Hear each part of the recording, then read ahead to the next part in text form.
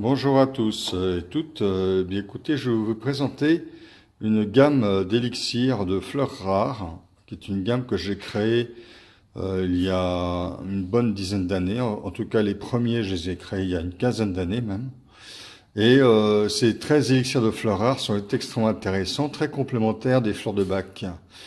Nous les réalisons sans cueillir les fleurs, ce qui permet de récolter l'énergie de la fleur vivante et donc de préserver la nature de la fleur, son énergie, son aura, de manière à avoir une action qui soit vraiment très pure, très bénéfique et très profonde. Pourquoi les élixirs de fleurs rares? Eh bien, les fleurs rares, déjà, par le fait qu'elles soient rares, qu'elles se sont raréfiées sous la pression de l'homme, ont concentré toutes les erreurs de l'être humain qui les a amenées à se raréfier. Mais malgré tout, à survivre, à exister malgré les erreurs humaines. Donc ces élixirs-là, cette gamme-là sera très intéressante pour traiter les problématiques émotionnelles les plus profondes de l'être humain.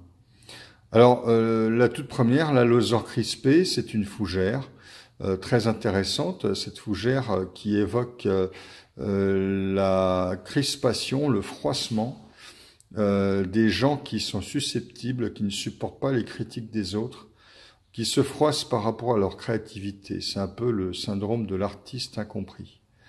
Donc on pourra donner cet élixir aux gens qui ont du mal à supporter les critiques, même les critiques fondées, de manière à les aider à être moins susceptibles, à être plus dans l'acceptation de la critique. La biscutelle, c'est une fleur très étonnante de montagne, qui est groupée en panicules jaunes, donc en grappes serrées, visibles de loin, avec une tige quasiment nue et les feuilles tout à la base, en rosette à la base. C'est un peu une plante qui s'exprime plutôt par son look, d'autant que les fruits ont une forme de lunette. Donc c'est vraiment la fleur du look, de l'apparence, des personnes qui se préoccupent de leur apparence ou qui ont peur du regard de l'autre. Donc on peut donner cet élixir pour aider les gens à se construire intérieurement et ne pas se construire uniquement extérieurement, pour être plutôt que paraître. La Campanulidalioni, ça c'est un élixir très intéressant. La fleur est de très grosse taille, la tige toute petite. La fleur retombe, la tige ne supportant pas le poids de la fleur, un petit peu comme si la plante avait les yeux plus gros que le ventre. Donc cet élixir va aider les gens à adapter leurs moyens à leurs ambitions, à mettre la barre non pas trop haute, mais à sa juste place.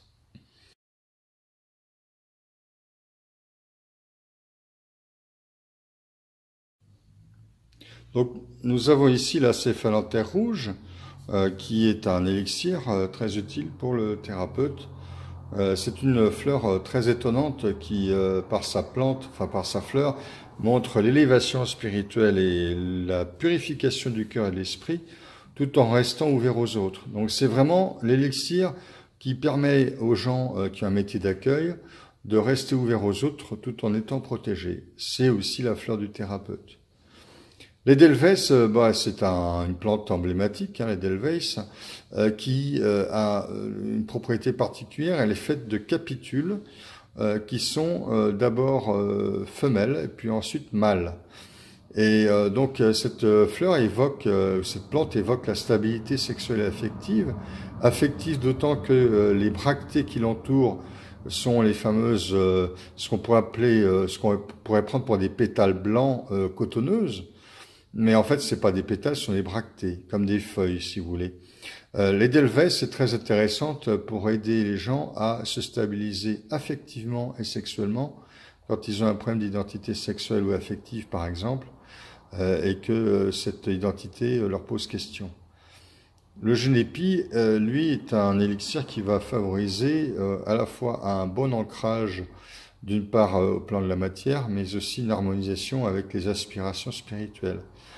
Imaginez par exemple un écolo qui travaillerait dans une centrale nucléaire. Il ne serait pas très bien spirituellement, il ferait un métier qui ne s'accorderait pas avec son éthique, avec son aspiration.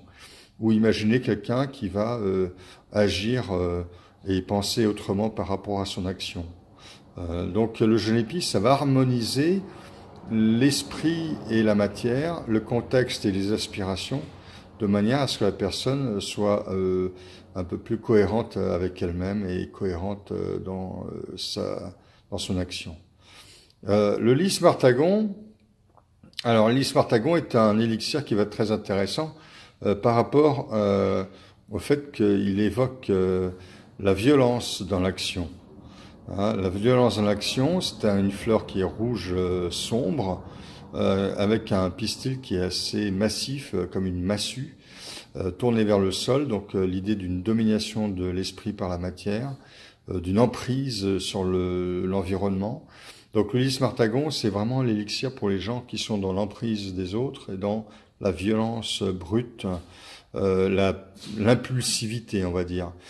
Cet élixir va aider les gens à canaliser leur énergie, canaliser leur action et exprimer plus d'amour et de douceur en utilisant l'énergie qu'ils ont.